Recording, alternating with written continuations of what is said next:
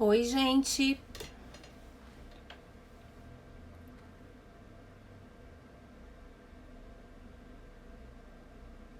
Oi, gente. Vamos esperar o pessoal entrar.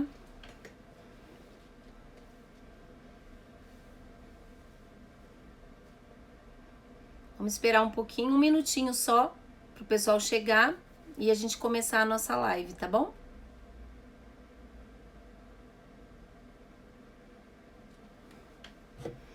Eu vou desligar já já os comentários, porque algumas pessoas reclamaram que fica atrapalhando. Então, já vou desligar aqui. Estamos esperando só um minutinho. Desativar os comentários. Bom, já são 9h30. Para quem está nos assistindo pela primeira vez, é importante dizer então que nós estamos fazendo um conjunto de lives dentro da perspectiva do tema da saúde mental e gênero. Eu comecei as lives dando um curso sobre o livro que eu lancei em 2018, que é esse livro Saúde Mental, Gênero e Dispositivos. Então, quem não acompanhou essas lives, por favor, assista, tá no nosso canal do YouTube. Então, entrem lá, acompanhem, sigam o canal, é importante até pra gente começar a fazer as lives lá. Porque vai ser toda a base teórica que a gente vai utilizar em todas as lives que a gente tem feito. Então, a primeira delas, depois do curso, foi sobre as músicas sertanejas e o dispositivo amoroso. Na semana passada, foi sobre mulheres que não querem ter filhos. E hoje nós vamos falar sobre os grupos de WhatsApp masculinos, sobre a casa dos homens, a misoginia e a cumplicidade. Bom, para a gente começar a aquecer, é necessário então dizer que o Brasil, eu já falei isso na live sobre as masculinidades, é um país profundamente sexista. E a gente tem vários dados nos rankings mundiais que apontam para isso. Para vocês terem uma ideia, em 2017, 221 mil mulheres procuraram delegacias de polícia para registrar episódios de agressão. A gente teve uma média de 180 casos de estupros por dia em 2018. E a gente é o 5º país em feminicídio. Mas não só isso, o Brasil é um país violento no geral. A gente teve, em 2019, segundo o Atlas da Violência, 65.602 homicídios, sendo que 75,5% dos casos de pessoas mortas, foram indivíduos negros. A gente tem um genocídio da população negra e principalmente dos homens. E aí é uma coisa que eu sempre gosto de repetir. Gente, quando a gente tem uma epidemia, a gente tem um problema de saúde pública, a gente não fica só na população alvo, a gente sempre tenta descobrir o vetor. E por que no Brasil a gente não tem trabalhado, refletido, falado sobre o vetor? Quem é o vetor das violências no Brasil? Gente, o vetor são os homens. E a gente precisa falar sobre isso. Então, as masculinidades estão profundamente adoecidas. A masculinidade é um fator de risco para a saúde própria, para a saúde alheia. É um problema de saúde pública. Isso quer dizer o seguinte, olha só, se a gente for pegar os dados, em geral, os homens cuidam muito menos de si mesmos, morrem muito mais de acidentes automobilísticos porque eles acabam correndo muito mais riscos e se suicidam mais, apesar de que as mulheres tentam o suicídio mais vezes, porque até na hora de se matar, o cabra tem que ser macho e escolhe as formas mais letais. Então, chegou a hora da gente colocar as masculinidades e o modo como elas funcionam na berlinda. Então, um ponto importante, né, que eu quero destacar é que a gente não nasce, quem é homem não nasce homem, se torna homem. Homem de uma certa performance com certas emocionalidades, ou seja, existem masculinidades que são interpeladas culturalmente em determinado momento histórico. E, portanto, se não tá bom, a gente pode pensar em formas para modificá-las. Essa é a minha aposta. Vamos começar falando sobre as masculinidades. Então, para quem já assistiu, eu vou sempre fazer essa abertura para dar mais ou menos uma direção para quem não assistiu nada. Bom, os estudos das masculinidades surgiram na década de 70. Só relembrando que foi a partir das contribuições da segunda onda do movimento feminista.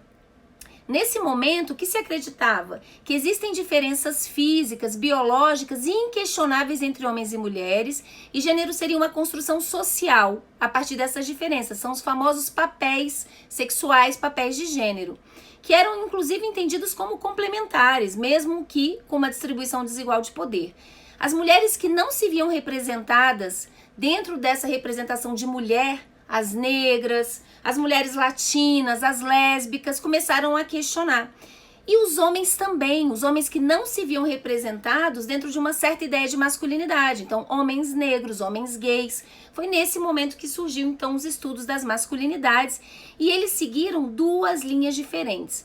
Uma que nunca se separou do feminismo e que continua conversando com os movimentos feministas e pensando o privilégio do grupo de homens, independente dessa hierarquia dentro desse grupo, em relação às mulheres, e outro grupo se destacou e começou a pensar a masculinidade em si mesma, que eu acho péssimo. Inclusive no Brasil a gente vai ter uma live em junho sobre o impacto dos estudos das masculinidades na psicologia.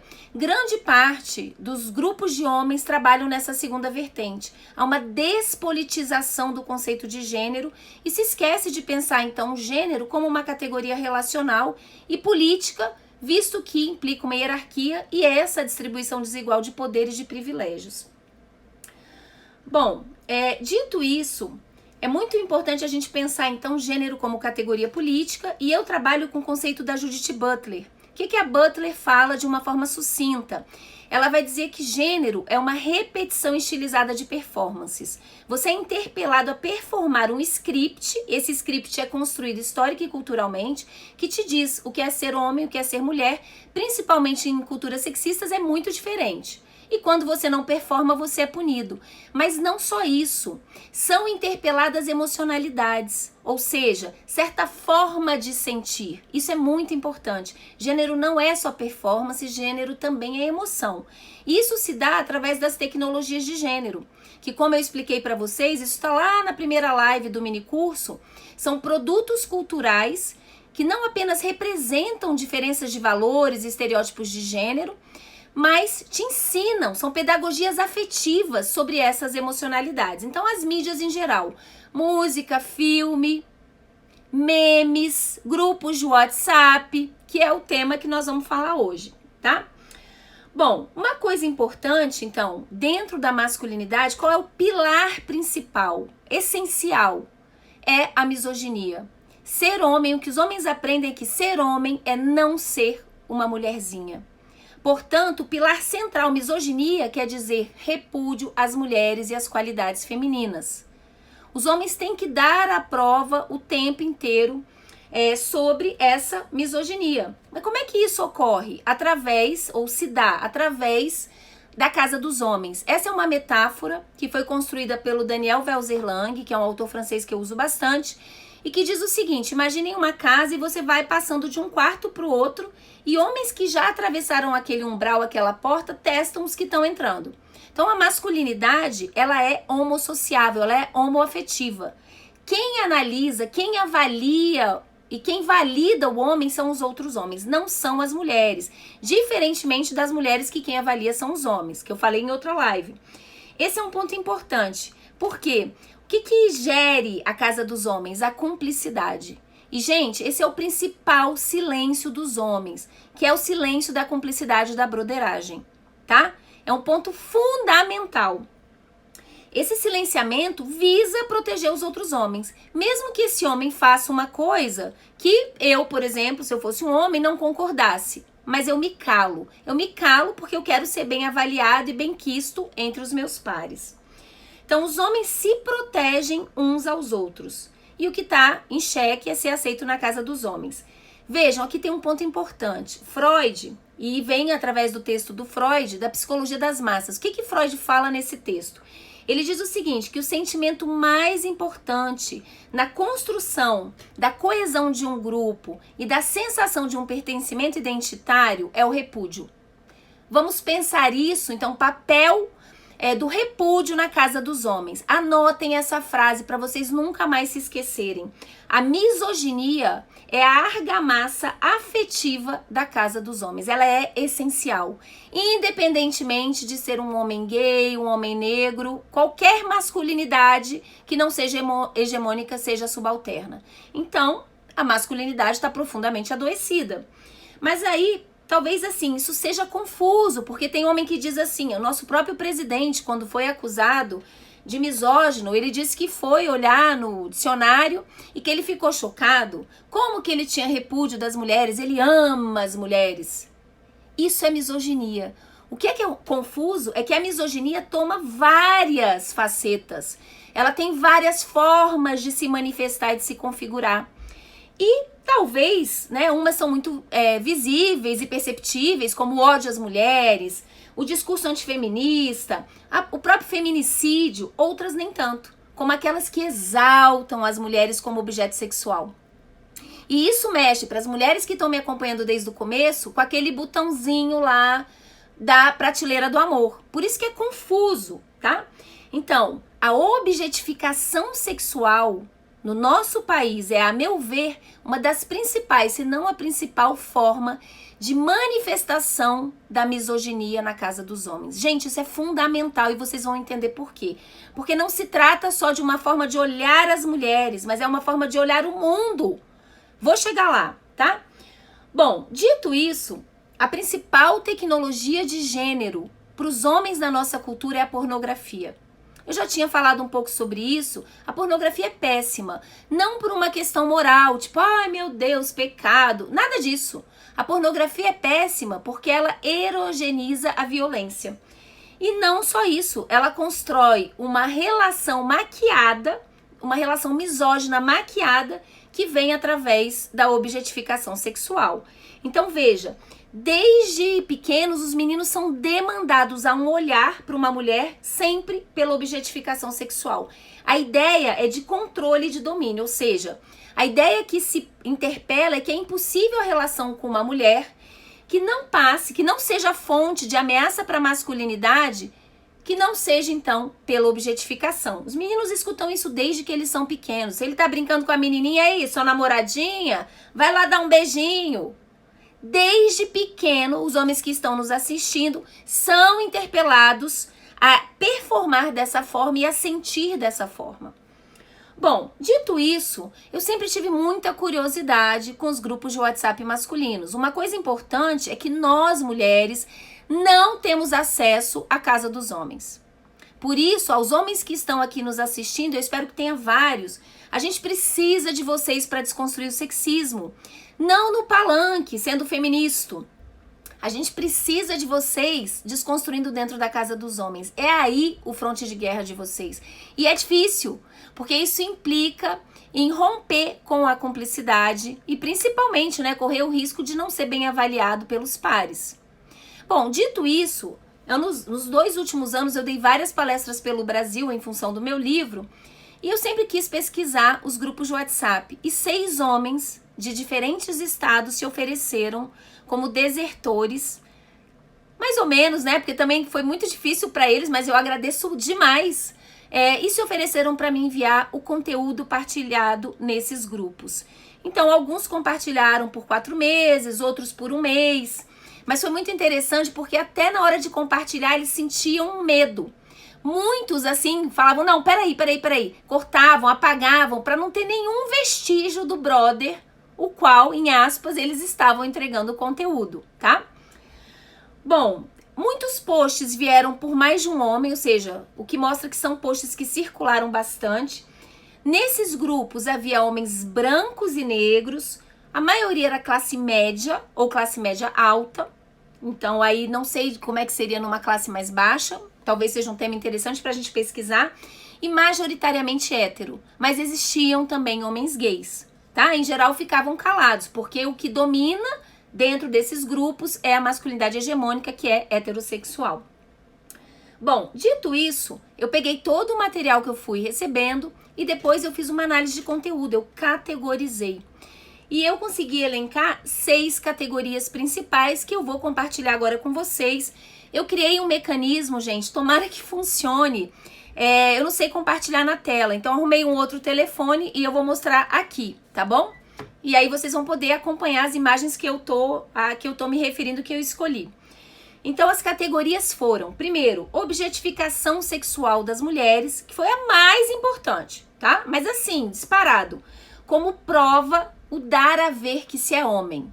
Então é muito importante. Um cara posta lá uma foto de uma mulher pelada, o outro tem que falar gostosa, tá? Vou chegar lá. Segundo, ser homem é não ser gay. Terceiro, homem é guiado pelo sexo. E aí implícito vem versus o poder das mulheres é a buceta. Vou ter que falar o português que é utilizado. Então quem é muito aí pudico, é melhor nem acompanhar a live, porque não vai ter como. Vou falar o que eles falam. Quarto, relação semântica entre mulher e comida. Quinto, mulher gosta é de dinheiro.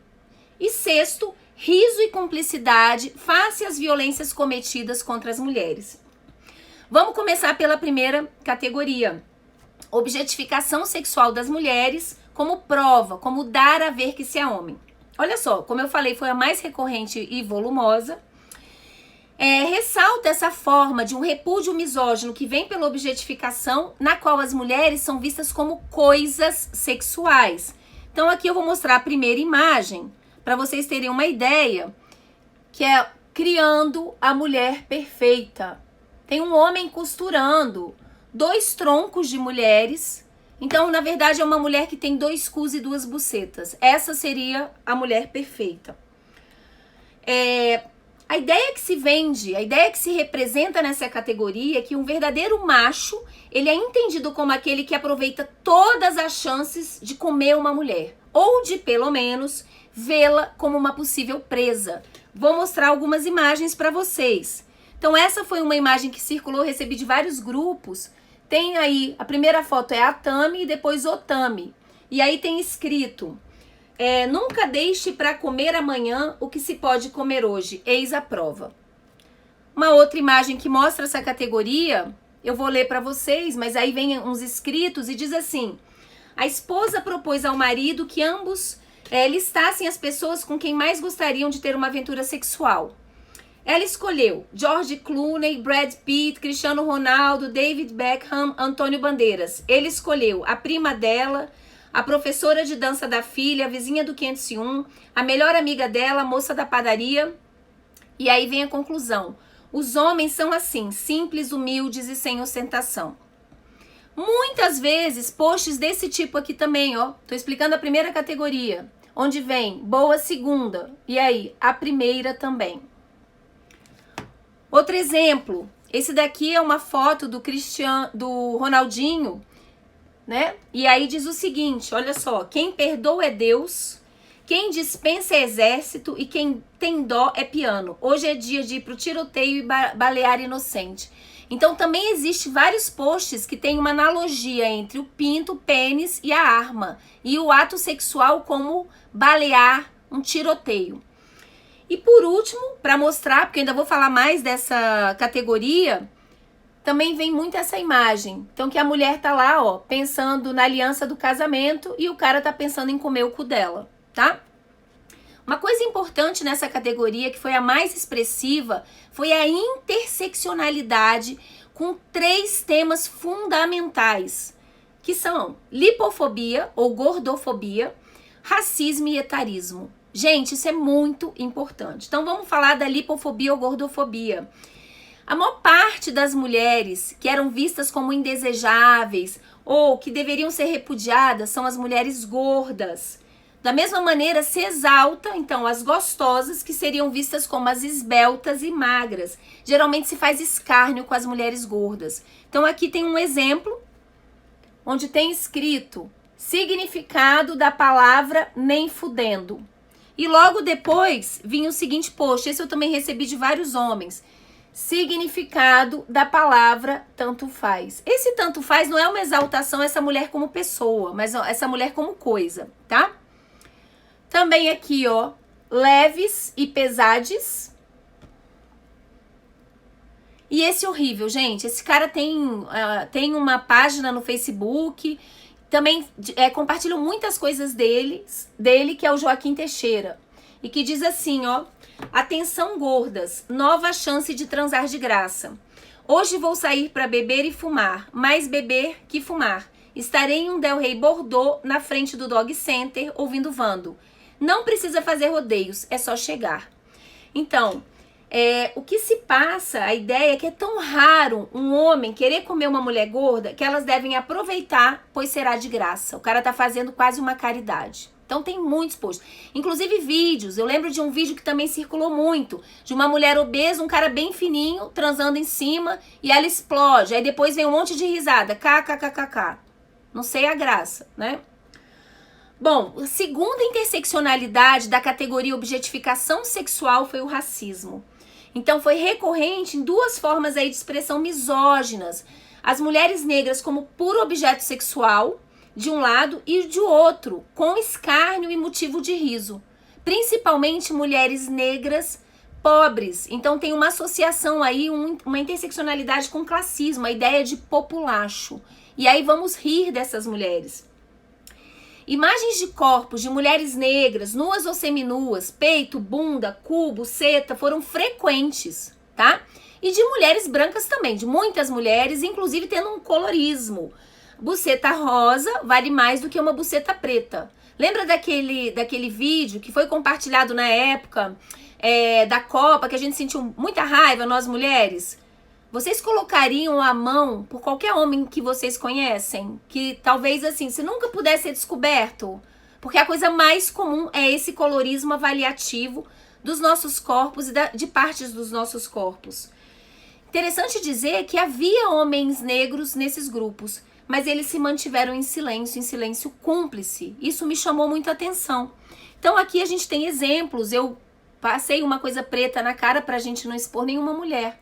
Mas imagens assim, vários álbuns, tá, gente? E aí, aquela ali como objeto de desejo e essas meninas jovens como objeto de escárnio. Bom, uma outra interseccionalidade com a objetificação sexual foi o etarismo. O que quer dizer isso? O etarismo é o preconceito com pessoas mais velhas. Então, a ideia que se vende aqui é que uma mulher velha não é desejável. Mas que pode ser uma opção, tá? Ou quando não há disponibilidade de outra mulher para trepar, ou quando se está no fim da festa ou no fim da noite. Então aí vem um exemplo. É essa foto aqui, ó. Vou ler o que tem escrito, tá?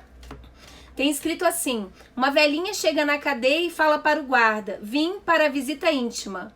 E aí ele pergunta: qual o nome do detento? E ela diz: qualquer um, sou voluntária. Ou seja, vão fazer um grande favor de comer essa mulher. E esse outro, outra imagem que exemplifica essa daqui que é péssima, ó. E que diz assim: quem dispensa é exército, sextou. Bom, ainda dentro da categoria de objetificação sexual, que foi a mais importante, é importante destacar a objetificação de mulheres em cargos públicos e políticos. Muitas fotos de mulheres políticas, mulheres consideradas dentro do padrão ideal branco, louro, magro, jovem, sendo tipo a gostosa, tratada como objeto sexual, mas também mulheres sendo execradas por serem consideradas não passíveis de serem desejadas sexualmente, ou seja, devido a uma suposta feiura. O que seria essa feiura? Gordura, fenótipo racial, racismo ou velhice. Exemplos: fotos da Dilma, da Benedita Silva ou a Joyce Hasselman, o que mostra que isso independe de ideologia de direita ou esquerda. Esse é um ponto fundamental, é um ponto de ataque às mulheres em cargos públicos, políticos, de empoderamento. E por fim, esse é um ponto também da objetificação sexual que eu acho assim crucial. Essa objetificação, ela perpassou a discussão de quase todos os assuntos, inclusive os mais sérios e dramáticos para o nosso país, como preservação do meio ambiente, como massacre das populações indígenas, Dia Nacional da Consciência Negra, num país onde a gente tem genocídio da população negra, e a campanha de conscientização do câncer de mama, um dos fatores que mais mata as mulheres no nosso país. Vou compartilhar com vocês imagens que mostram isso que eu tô falando. Então aí sobre as questões ambientais no momento de grande desmatamento da Amazônia e de preocupação, não só brasileira, mas mundial. Então essa foi uma imagem muito compartilhada, a gente vê a Greta e uma sueca, e tem escrito assim: isso sim é destruir sonhos. A sueca da minha juventude é uma loura gostosa e a sueca de hoje, tipo, decadente, né? É o que dá a entender, e ela com uma cara assim, da Greta. A outra, apoiamos as causas indígenas, e aí o compartilhamento de fotos como essa. Que nem uma mulher indígena é, mas pintada de índia, tá? A outra, que era Viva a Consciência Negra e total apoio ao Outubro Rosa. Então, Viva a Consciência Negra eram vários álbuns de mulheres negras nuas ou seminuas, e a total apoio ao Outubro Rosa eram álbuns de mulheres ou com calcinha fio dental ou totalmente nuas segurando alguma coisa rosa. Então, essa objetificação sexual, ela começa nesse ensejo, primeiro com mulheres, mas ela perpassa uma educação afetiva que permeia a relação com o mundo e com, vamos colocar assim, todos os assuntos. Então ela é fundamental para a gente entender a misoginia no nosso país. Bom, vamos para a segunda categoria. Ser homem é não ser gay. Aqui ficaram incluídos os posts, comentários e compartilhamentos que representam gays como homens afeminados ou relacionados a qualidades tidas como femininas, mas também homens que tinham performances sexuais que seriam banidas na casa dos homens. Não precisa ser ativo, pode ser passivo. Um homem, por exemplo, que não mostra a objetificação sexual das mulheres. Então, assim, o povo posta lá, os homens postam várias fotos de mulheres nuas e ninguém comenta, o cara não comenta, ele começa a sofrer bullying, que ele é gay, tá? Prazer com sexo anal nem se fala, né, gente? Isso é um grande tabu. Se percebe, então, várias brincadeiras e a eleição de bodes expiatórios temporários ou constantes, principalmente quando se deixa de expressar a capacidade dessa objetificação sexual, o que deixaria de provar aos outros homens a própria masculinidade. Vou dar um exemplo. Um desses grupos, um deles postou assim, era uma reportagem, que eu acho que era fake, eu não tenho certeza, mas que dizia: chupar buceta faz bem à saúde. E junto vinha um comentário: coisa que o fulano nunca vai entender. Então vejam, é o tempo inteiro provocativo e demandado. E é muito importante dizer que o gay é entendido como uma mulherzinha. Eu não vou ter tempo de explicar isso, mas depois, quem não assistiu, assista o TEDx que eu fiz sobre xingamentos, porque xingamos homens e mulheres de formas diferentes, onde eu falo sobre essa questão aí do viado, tá? Então, alguns exemplos do ser homem é não ser gay. Isso aqui era um fluxograma. Eu vou ler o que tem nesse fluxograma, tá, gente? Exemplos do que tem aí escrito. Bebe água com gás? Você se depila? Qualquer sim, você é gay. Chupa picolé? Tem um gato de estimação? Assiste Glee? Usa sunga vermelha? Já comeu salada no McDonald's? Segura peido? Sabe trocar pneu? Toma leite em pó? Seguiu o fluxograma porque está em dúvida? Bom, um outro exemplo aí também é esse daqui, ó. Então tem um pedaço de carne aí pendurada no retrovisor e tem escrito assim: aromatizador pro carro. Que cheiro bueno. Não gostou da ideia? Continua com tutti-frutti fresco, tá? Tutti-frutti como coisa de mulher e gostar de um bom cheiro, né? Uma coisa feminina. A terceira categoria, bem importante também, é a seguinte: o homem é guiado pelo sexo. E o que está implícito? O poder da mulher é então a buceta. Bom, nessa categoria apareceram os posts que representavam o desejo sexual masculino como algo irrefreável, ou seja, ao qual é impossível de se renunciar, fazendo com que os homens ajam muitas vezes de forma impensada, de forma incontrolável ou antiética.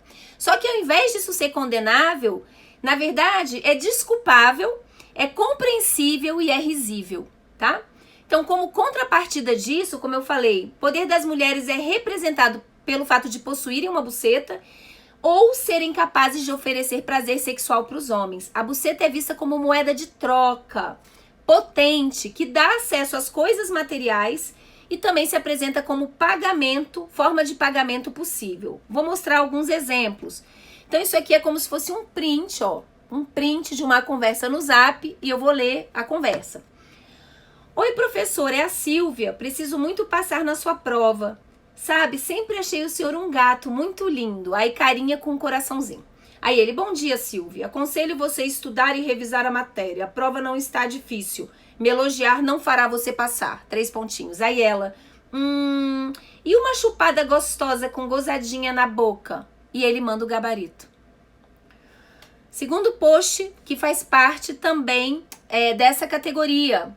Esse aqui, gente, inclusive, ele foi reescrito na época da pandemia. Eu não vou poder falar hoje das memes machistas na pandemia. Mas se vocês quiserem, a gente pode fazer um post só sobre as memes machistas, que tem a ver com essas, mas trouxeram alguns pontos específicos a respeito do Covid.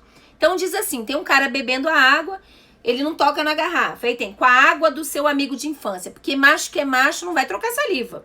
E embaixo tem um cara lambendo o cu de uma mulher e diz assim, com o cu da mina que conheceu uma hora. No Covid, tinha esse cara bebendo água embaixo, lambendo o cu de uma mulher que você não sabe se tem Covid, tá? Bom, outro post que mostra, né, essa ideia do desejo irrefreável dos homens e que o poder da mulher é a buceta, essa daqui, ó, um outro exemplo. E tem escrito assim, a Defesa Civil alerta que uma simples rachadura pode destruir tudo que você construiu. E por fim, gente, triste, são 2 criancinhas, essa também circulou demais. E aí a menininha tá mostrando a calcinha e diz assim, com isso aqui vou controlar a sua vida e vou tomar a sua casa e o seu dinheiro. Também apareceu a ideia de que uma mulher inteligente sabe usar o seu poder, sua buceta, para manipular os homens. E aí a ideia de que é possível, então, pagar através da buceta é o xerecard ou do cu, o cu Visa, tá? Ou seja, que a gente tem que usar o nosso produto de valor, que ele seria capaz de acertar as contas. Então, vou mostrar aí. Olha só. Tem escrito, tem mulher que sabe dar notícias ruins. Então, a mulher tá deitada com a bunda pra cima e dizendo, amor, bati o seu carro. Bom, aqui tem a retratação. Então, vem uma brincadeira do tipo, a mulher fiz tal coisa por uma mulher, ela me pagou. Então, aí vem o xerecard, tá? Ó, xerecard. Em alguns vem o xerecard e a opção do cu Visa. Bom, a 4ª categoria é sobre a relação entre mulher e comida, sobretudo carne. Então, posts que relacionaram mulher com comida. Ou seja, as mulheres são vistas como algo que se come, assim como se consome carne e cerveja. Então, de todos os alimentos utilizados nessa comparação, a carne foi o que mais apareceu. Então, aqui tem um exemplo, ó. Tá vendo? Tem aí os seios de uma mulher, pedaço de carne e ali no verde uma cerveja gelada. E aí, escrito, frase do dia. Caros amigos, há momentos na vida que a gente não sabe por onde começar. É importante dizer, gente, que historicamente no Ocidente se construiu uma relação privilegiada entre a afirmação da macheza, da masculinidade, da virilidade e o consumo de carne. Até pouco tempo atrás, em sentido histórico, o consumo de carne ou dos corpos dos animais não era uma coisa comum, era uma coisa rara. Principalmente um animal que se criava, ele era sacrificado no dia de uma grande festa. Os homens consumiam e se sobrasse as mulheres e as crianças consumiam. Então, em geral, a alimentação das mulheres não tinha muito consumo de carne. Isso é muito importante, é abordado por uma autora, num livro que eu indico para vocês, que é A Política Sexual da Carne, da Carol Adams, onde ela vai mostrar como é que se construiu no capitalismo essa relação entre os corpos das mulheres como um bem consumível e os corpos dos animais pela instrumentalização. Não é à toa que mulheres estupradas se referem ao estupro como eu me senti um pedaço de carne. Leiam esse livro, tá? Isso apareceu muito claro também nos posts. E não foi incomum as brincadeiras a homens que eram ou veganos ou que tinham uma preocupação com o meio ambiente. às vezes até consumiam carne, mas se preocupavam com a criação, por exemplo, de bois, de vacas, e o que afetava no meio ambiente, vistos como gays, boiolas ou afeminados. Ou seja, como um homem que não performa ou exerce plenamente sua masculinidade. Então a ideia que se vende é que um verdadeiro homem, um macho, come literalmente carne de animais e metaforicamente mulheres. Bom, aqui tem mais uma imagem mostrando isso, ó. E aí tem escrito um vegano na churrascaria, ou seja, um viado com duas mulheres consideradas gatas, bonitas, desejáveis. Bom, quinta categoria, mulher gosta é de dinheiro. Aqui ficaram elencados os posts que se referem à representação de que as mulheres gostam é de dinheiro, não de sexo ou de homem. E que para obtê-lo, elas vão usar o que elas têm de poder, que casa com a outra categoria, que seria a buceta, tá? Então aqui tem algumas imagens. Essa é péssima, olha só. Então aqui tem uma virilha e aí tem escrito: aceito todos os cartões. Um outro exemplo é esse aqui, ó. Isso, esse aqui é o bem comum, tem todos os tipos de mulher. Seu pagamento saiu hoje, né? Ou, que é péssima também, essas duas aqui com adolescentes, escrito: oi tio, já saiu seu 13º salário? Ou, oi tio, seu pagamento sai hoje ou amanhã? Gente, eu lembro a vocês que o índice de estupro no Brasil é enorme e que grande parte dele ocorre dentro de casa, exatamente por pai, padrasto e tio. Então existe uma espécie de objetificação maior com as meninas novas, com a novinha. A novinha é vista como uma carne fresca, tá? E por último, a última categoria, e essa eu achei muito séria, é rir de forma cúmplice, de violências cometidas contra as mulheres. Então aqui foram elencados os posts que retratavam situações comuns, muitas vezes naturalizadas na nossa cultura, de violências contra as mulheres, como por exemplo, traições conjugais, gaslighting. Para quem não sabe, tá nos assistindo, gaslighting é violência psicológica. Então, por exemplo, o cara te trai, você pega alguma coisa e diz: uai, mas o que é isso aqui? Que camisinha é essa? Você não usa camisinha comigo? E aí eles assim: você tá louca? E aí daqui a um mês você fala: aquela camisinha, não, você nunca viu essa camisinha. E você começa a achar que você tá louca, você começa a duvidar da sua percepção, das suas impressões, da sua própria saúde mental. Então, posts que mostravam homens enganando, eu vou mostrar já já. Posts de violência sexual, compartilhamento de nudes e de filmes também, de meninas embriagadas, tirando a roupa, sem o seu consentimento, tá? E até feminicídio. Vamos ver aqui os posts? Olha só, esse aqui é podre, gente. Olha só, é uma foto, tem várias meninas de biquíni. Eu vou ler o que tá escrito, tá bom? O post vem dizendo assim, ó: pescaria para os amigos casados, pacote 7 de setembro. Saída 8 horas, retorno 20 horas, valor R$480. Neste valor está incluso churrasco, bebida, uísque, cerveja, água, 2 putas para cada um, com direito a suruba. Na volta, 2 peixes grandes e 3 pequenos para cada um. 2 litros de água de peixe para passar no corpo e tirar eventual cheiro de perfume. Uma nobrista para rodar com o carro na poeira com os vidros abertos para dizer que pegou a estrada de chão. Vagas limitadas, garanta sua reserva. Ou seja, é engraçado, é risível você enganar a mulher, tá? É até desejável. Isso é importante porque, eu já disse, isso tá no meu livro também, que a monogamia é uma injunção para as mulheres e não para os homens. No Brasil a gente tem uma poligamia consentida. Tanto é que é comum as mulheres perdoarem as traições. Isso vai ser até um tema de uma live em junho, quando a gente for falar sobre ciúmes, tá? Outros exemplos de memes que tem a ver aí com essa questão que eu falei de rir de forma cúmplice de violências cometidas contra as mulheres. Então, olha só, essa era a imagem que circulava, uma mulher com short que mostra a bunda. E aí o cara mandava um áudio, era um senhor, pela voz mais velha, ele dizia assim: gente, rapaziada, vocês não sabem o que aconteceu. A fulana, a esposa, tava aqui me batendo, dizendo que eu olhei pra bunda da mulher. E aí eu virei e falei: que isso? Que isso? Eu tava olhando pra Kombi, porque eu nunca vi Kombi com roda de Opala. Isso é um gaslighting. E aí era um bando de risada, tá? Um outro exemplo que também é bem feio é essa imagem aqui, ó. E tem escrito assim: vendo Fuscão anos 70, 15 mil reais, tá meio fudido, mas ainda aguenta pau. E por último, gente, um que eu achei muito sério foi essa imagem aqui. Esse é o Bruno, feminicida, né, que matou a mulher. Vocês lembram, foi um crime hediondo aqui no nosso país. E ele com uma nova namorada, e do lado tem vários cachorros, cães, com uma bacia de aço, que dizem que foi onde ele colocou a Elisa, né? Então, assim, e do lado tinha escrito: Bruno está com uma namorada nova. E isso como motivo de riso. Além desses vídeos, então, desses posts, houve vídeos também, como eu falei, que mostravam meninas tirando a roupa bêbadas, fotografadas a despeito do seu consentimento, porque elas não estavam no estado para poder dar consentimento.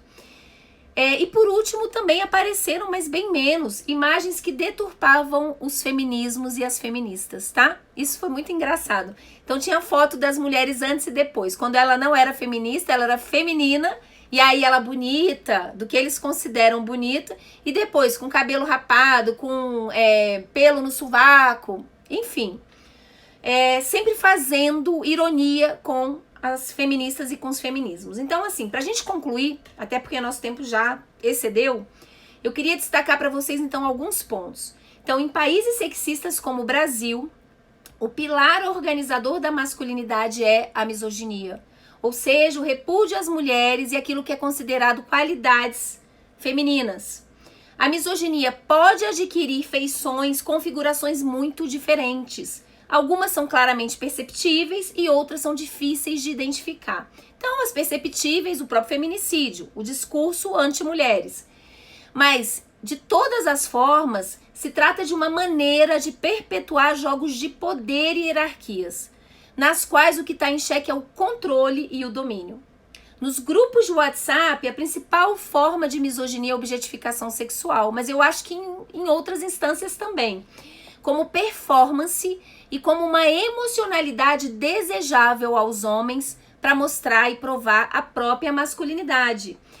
E se trata de uma certa forma de olhar que transforma os corpos e partes dos corpos das mulheres em objeto, e cuja finalidade deveria então ser satisfazer e atender aos desejos sexuais masculinos, que, como vimos, são representados como irrefreáveis, né? Aos quais seria impossível ter uma renúncia. Então, o homem pensa, e a gente tem essa frase no português, pensa com a cabeça de baixo, tá? Mas isso é uma cultura afetiva, isso é uma forma de masculinidade interpelada. Para os homens, é preciso, então, demonstrar isso para o grupo, para os outros homens, para os iguais, porque são eles que avaliam e também manter a broderagem. Por isso que eles não mostram, não compartilham, em geral, o que rola nesses grupos com nós mulheres. Isso é muito importante. A confirmação identitária desse homem, então, vem pelos brothers, por outros homens. Mesmo aqueles que não concordam, não falam, não passam adiante, se eles se mantêm em silêncio, eles estão compartilhando a cumplicidade e mantendo essa forma de poder e o sexismo. Então, desafio para vocês, homens, rompam com a broderagem. E, por fim, esse é um ponto muito importante, eu queria destacar que a objetificação sexual das mulheres e do que é considerado feminino se configura com uma certa forma de olhar, não só as mulheres, mas o mundo. Esse é um ponto importante. E os outros, ou seja, se estende a assuntos fundamentais de suma importância, que vão desde a saúde pública ao desmatamento e aos direitos humanos. Portanto, precisamos sim colocar as masculinidades na berlinda, desconstruir essas masculinidades e pensar em masculinidades que sejam melhores, mais saudáveis para os próprios homens e para quem convive com eles. Um beijo para vocês e nos vemos na live da semana que vem, tá? Nós vamos falar na semana que vem de suicídio e masculinidades. Até lá!